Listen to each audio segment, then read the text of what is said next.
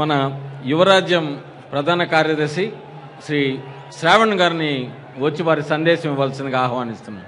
శ్రావణ్. వేదికను అలంకరించినటువంటి ప్రజారాజ్యం నాయకులు మరియు రాష్ట్రం నలుమూలల నుండి మన ప్రియతమ నాయకుడు చిరంజీవి గారు చేపట్టినటువంటి సామాజిక న్యాయం అనేటువంటి మహాయజ్ఞంలో సమిధలు కావాలని శివాలెత్తుతూ వచ్చినటువంటి కార్యకర్తలందరికీ కూడా హృదయపూర్వక నమస్కారం తెలియజేస్తున్నాను. ఈ సమావేశం తెలంగాణ నడిబొడ్డున జరుగుతున్నటువంటి మహత్తరమైనటువంటి ఒక సమావేశం. ఈ సమావేశంలో మనము ఎంతో ఆవేశంతో వచ్చినటువంటి మనము ఎంతో ఆలోచన కూడా చేయాల్సిన ఒక తరుణం ఇది. 62 సంవత్సరాల స్వతంత్ర భారతదేశంలో రాజకీయం అంటే రౌడీయిజం, రాజకీయం అంటే గూండాయిజం, రాజకీయం అంటే నోట్లు పెట్టి ఓట్లు కొనుక్కోవచ్చు అనేటువంటి ఒక దౌర్భాగ్యమైనటువంటి సంస్కృతి తయారు చేసినటువంటి ఒక పరిస్థితి మనకు కనబడతా ఉంది. ఈనాడు ఎంత దౌర్భాగ్యమైనటువంటి పరిస్థితి తయారు చేశారు రాజకీయ వ్యవస్థనంటే, రోడ్డు మీద ఒక రాజకీయ నాయకుడు పోతుంటే చేతులెత్తి దండం పెట్టవలసింది పోయి వీడా రాజకీయ నాయకుడు అనేటువంటి ఒక దౌర్భాగ్యమైనటువంటి ఒక పరిస్థితి తయారు చేశారు. ఎందుకంటే పొలిటికల్ బ్రాండ్ ఒకటి తయారైంది. ఒక దొమ్మి చేస్తే మండలాధ్యక్షుడు కావచ్చు, ఒక మర్డర్ చేస్తే ఎమ్మెల్యే కావచ్చు, దొమ్మిలు మర్డర్లు అన్ని చేస్తే ఎంపీలు కావచ్చు అనేటువంటి ఒక దౌర్భాగ్యమైనటువంటి ఒక సంస్కృతిని రాష్ట్రంలో తయారు చేసినటువంటి పరిస్థితి కనబడుతున్నాం. అందుకనే మనము గుర్తుపెట్టుకోవాలా, ఆంధ్ర రాష్ట్రమే కాదు భారతదేశంలో ఉన్నటువంటి ఒక పరిస్థితి చూస్తే అన్ని వనరులున్నటువంటి అత్యంత ధనికమైనటువంటి దేశాన్ని 62 సంవత్సరాలుగా ఇంకా కూడా వెనుకబడిన దేశంగా మనకు గుర్తించబడతా ఉంది. హ్యూమన్ డెవలప్మెంట్ ఇండెక్స్ అని ఒకటి చూస్తే చిన్న కంట్రీ మన ఒక జిల్లాలో సమానమైనటువంటి ఒక సింగపూర్ గాని, మలేషియా గాని, ఇండోనేషియా గాని ఇటువంటి కంట్రీస్ కూడా మనకంటే 1వ స్థానం, 2వ స్థానం, 5వ స్థానంలో ఉంటే అన్ని వనరులు ఉన్నటువంటి ఒక భారతదేశం మాత్రం 127వ స్థానంలో ఉండటం దౌర్భాగ్యం. అంతేకాకుండా స్వార్థపూరిత రాజకీయాలతో సబ్సిడీల పేరు మీద ఇక్కడ ఉన్నటువంటి ఒక పేదలను, బీసీలను, ఎస్సీలను, ఎస్టీలను బిచ్చగాళ్లుగా తయారు చేసిన ఒక పరిస్థితి మనకు కనబడతా ఉంది. ఈనాడు ఏ ప్రజలు కూడా 25 కిలోల బియ్యం కావాలనుకోవట్లేరు, కానీ 250 కిలోలు కొనుక్కునేటువంటి ఒక పర్చేస్ పవర్ కావాలా, సాధికారత కావాలా అనేటువంటి కోరుకుంటున్నారు. దౌర్భాగ్యమైన పరిస్థితి ఏంటంటే ఇంకా కూడా ఎంగిలి మెతుకులేస్తాం, మీరు బిచ్చగాళ్ళుగా ఉండండి, మీకు ఆల్ ఫ్రీ ఇస్తాము, ఈ సబ్సిడీలు ఇస్తాము, ఆ సబ్సిడీలు ఇస్తాము అని చెప్పని మనను మభ్యపెట్టి చేపలకు ఎరలేసి మన ఎరలేసి చేపలు పట్టినట్టుగా మన ఓట్లను పడుతున్నట్టుగా దౌర్భాగ్య పరిస్థితి మనకు కనబడతా ఉంది. అంతేకాకుండా తెలంగాణ గడ్డ మీద జరుగుతున్నటువంటి ఈ సమావేశంలో మనము తెలంగాణ అంశాన్ని మనం చర్చించుకోవాలా. తెల్ల దొరల పాలన పోయింది తెలంగాణలో, కానీ నల్ల దొరల పాలన మాత్రం మన తెలంగాణలో పోలేదు. దొరల తెలంగాణ పేరు మీద ఇక్కడ జరిగినటువంటి ఒక దమనకాండ ఏదైతే చూస్తే ఇక్కడ ఉన్నటువంటి ఒక బీసీలు గాని, ఎస్సీలు గాని నిరంతర దోపిడీకి గురైనటువంటి పరిస్థితి మనకు కనబడతా ఉంది. ఇక్కడ ఉన్నటువంటి వాళ్లకు ఉద్యోగాలు లేవు, ఇక్కడ ఉన్నటువంటి జిల్లాలో ఉన్నటువంటి రైతులకు నీళ్లు లేవు, చేతి వృత్తుల వారికి సరి అయినటువంటి ఉపాధి లేదు. అనేక రకాలైనటువంటి యొక్క దోపిడీకి గురిపడుతున్నటువంటి ప్రాంతం తెలంగాణ ప్రాంతం. మహబూబ్ నగర్ జిల్లా కనుక చూడండి, కొద్ది రోజుల్లో ఎడారిగా కాబోతుంది.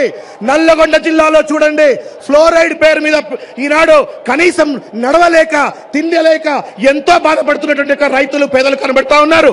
ఆదిలాబాద్, ఖమ్మంలో మనం పవన్ కళ్యాణ్ గారు వెంబడి తిరిగాము, రిమోట్ ప్లేసెస్ కి వెళ్ళాము. చింతూరు, నార్నూరు లాంటి ప్రదేశాల్లో దౌర్భాగ్యము. సైన్స్ అండ్ టెక్నాలజీ ఇంత పెరిగింది, ఇన్ని లైట్లు, ఇంత రాకెట్లు, ఈ రకమైనటువంటి వ్యవస్థ పెట్టుకునేటువంటి పరిస్థితుల్లో అక్కడ ఉన్నటువంటి గిరిజనులు తాగడానికి నీళ్లు దొరికినటువంటి పరిస్థితి 62 సంవత్సరాల స్వతంత్ర భారతదేశంలో మనకు కనబడతా ఉంది, ఆంధ్ర రాష్ట్రంలో కనబడతా ఉంది. ఒక కుండెడు నీటి కోసం మన పేద మహిళలు, అక్కడ ఉన్నటువంటి మహిళలు కోసుల కొద్ది దూరం పోయి జుట్లు పట్టుకొట్టుకుంటే కూడా ఒక కుండెడు నీళ్లు దొరికిన దౌర్భాగ్య పరిస్థితిలో ఉన్నారు. అక్కడ ఉన్నటువంటి గిరిజనులకు వైద్య వసతులు లేకుండా ఎంతో ప్రతి సంవత్సరం కూడా వందలాది మంది, వేలాది మంది మలేరియా, డెంగ్యూ, రకరకాలైనటువంటి యాంథ్రాక్స్, ఇంతకుముందు నాగబాబు అనే చెప్పారు, ఈ రకమైనటువంటి వ్యాధులతో చనిపోతున్నారు. ప్రభుత్వం బాధ్యత రాహిత్యంతో, స్వార్థంతో, లంచగొండితనంతో ఈనాడు చేపడుతున్నటువంటి ఒక కార్యక్రమాలను ఈనాడు ఈ ప్రజా విజయ పేరు సందర్భంగా మనం ఖండించవలసిన అవసరం ఎంతైనా ఉంది. అంతేకాకుండా ఓ పక్క తెలంగాణ గడ్డ ప్రజా సమస్యలతో సతమతమవుతుంటే ప్రత్యేక తెలంగాణ కావాలా అనే ఈ రాజకీయ పబ్బం గడుకునేందుకు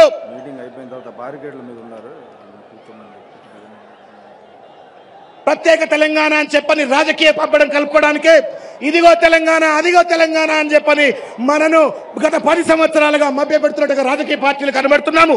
అంతేకాకుండా ఈ రాష్ట్రాన్ని మోసం చేయటానికి మహామోసగాళ్లందరూ కూడా కలిసి ఒక మోసకూటమిని పెట్టి ఈనాడు తెలంగాణ ప్రాంతాన్ని మరొక్కసారి దోపిడీ చేయడానికి ప్రయత్నం చేస్తున్నారు. ఈ దోపిడీని మనం అందరం కూడా ప్రజారాజ్యం పార్టీ కార్యకర్తలుగా ఖండించాలా, ఎదుర్కోవాల్సిన అవసరం ఎంతైనా ఉంది. 2004వ సంవత్సరం నేను మోసకూటమి అనడానికి కారణం ఏంటంటే ఇదే చంద్రబాబు నాయుడు సమైక్యవాది అని చెప్పి 2004వ సంవత్సరంలో తెలంగాణకు నేను వ్యతిరేకిని, నేను సమైక్యవాదిని అని చెప్పని తెలంగాణకు గండి కొట్టాడు. అంతేకాకుండా ఆ రోజు 2004వ సంవత్సరంలో ఆయన అధికారం వదిలిపెట్టినాడు. ఆంధ్ర రాష్ట్రాన్ని 50,000 కోట్ల రూపాయల లోటు బడ్జెట్ తో ప్రపంచ బ్యాంకుకు ఆంధ్ర రాష్ట్రాన్ని తాకట్టు పెట్టినటువంటి ఒక దౌర్భాగ్యుడు చంద్రబాబు నాయుడు. అటువంటి వాడి చంకలో ఈనాడు సిగ్గు లేకుండా, సిద్ధాంతం లేకుండా, నీతి లేకుండా, నిజాయితీ లేకుండా ఈనాడు మన తెలంగాణ సాధిస్తాను అని చెప్పని ఉద్యమ స్ఫూర్తి తెస్తానని చెప్పని మోసపూరితమైనటువంటి చంద్రశేఖర్ రావు గారు ఈనాడు ఆయన సంకనెక్కి నేను తెలంగాణ సాధన తెస్తానంటున్నాడు. అదే రకంగా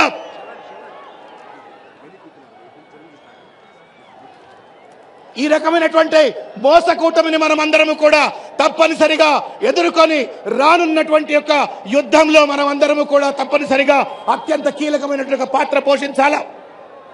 మనకు త్రిముఖ పోటీ అంటున్నారు. త్రిముఖ పోటీ అంటే ఒక గుర్తుపెట్టుకోవాలా, వైఎస్ రాజశేఖర రెడ్డి, చంద్రబాబు నాయుడు, తర్వాత మన అన్నయ్య అందాల రాముడు అన్నయ్య చిరంజీవి గారు. వైఎస్ రాజశేఖర రెడ్డి గారు 1,00,000 కోట్ల అవినీతి చేసి ఈ రాష్ట్రాన్ని దోపిడీ చేసినటువంటి ఒక దళారి వైఎస్ రాజశేఖర రెడ్డి గారు. అంతేకాకుండా చంద్రబాబు నాయుడు ఈ రాష్ట్రానికి దోపిడికి అవినీతికి మూలం వేసినటువంటి ఒక చంద్రబాబు నాయుడు. వీళ్ళిద్దరి మధ్యలో ఇంకొక ముఖ్యమైన విషయం తెలుసుకోవాలి మనము. ఈనాడు జూనియర్ ఎన్టీఆర్ ఎక్కడ పోయినప్పటికీ కూడా ఎన్టీ రామారావు ముఖం ఉంది కదా అని చెప్పని వేలాది మంది చూస్తున్నారు. అటువంటి ఎన్టీఆర్ ముఖం పెట్టుకొని ఏ ఎన్టీ రామారావునైతే మానసికంగా శారీరకంగా చంపాడో అలాంటి చంద్రబాబు నాయుడు జెండాను మోసి ఈనాడు ప్రజల్ని మోసం చేస్తున్నట్టు ఒక తరుణం కనబడతా ఉంది. ఈ రకటి చంద్రబాబు నాయుడు, ఇటు వైఎస్ రాజశేఖర రెడ్డి, వీళ్ళిద్దరి మధ్యలో ఒక సూర్యబింబం లాంటి మన నాయకుడు చిరంజీవి గారు. వీరికి రానున్న రోజుల్లో మనము ఈ 2009 ఎన్నికల్లో మనమందరము కూడా సంఘటితంగా, సమన్వయంగా ఒక నిశ్శబ్ద విప్లవాల్లో భాగస్వాములమైపోయి అందరూ అంటున్నారు ఈ రోజు ప్రజారాజ్యం గాలిబుడు గాని నీటి బుడగ అని చెప్పని. నీటి బుడగ కాదు, ఇది నీటిలో పుట్టినటువంటి ఒక సునామీ. ఈ సునామీలో కాంగ్రెస్, తెలుగుదేశం కొట్టుకుపోవాలా అని చెప్పని మరొకసారి మీ అందరికీ తెలియజేస్తూ రానున్న రావణ యుద్ధంలో ఈ రాష్ట్రంలో ఉన్నటువంటి రావణుణ్ణి, మైరావణుణ్ణి మనం తరిమి కొట్టాలా. రాహు కేతువులైనటువంటి చంద్రబాబు నాయుడుని, తర్వాత వైఎస్ రాజశేఖర రెడ్డిని తరిమి కొట్టాలని మరొకసారి మీ అందరికీ తెలియజేస్తూ నాకు ఈ అవకాశం ఇచ్చినటువంటి వేదికమైన పెద్దలందరికీ కూడా నమస్కారం తెలియజేస్తూ మరొక్కసారి జై ప్రజారాజ్యం.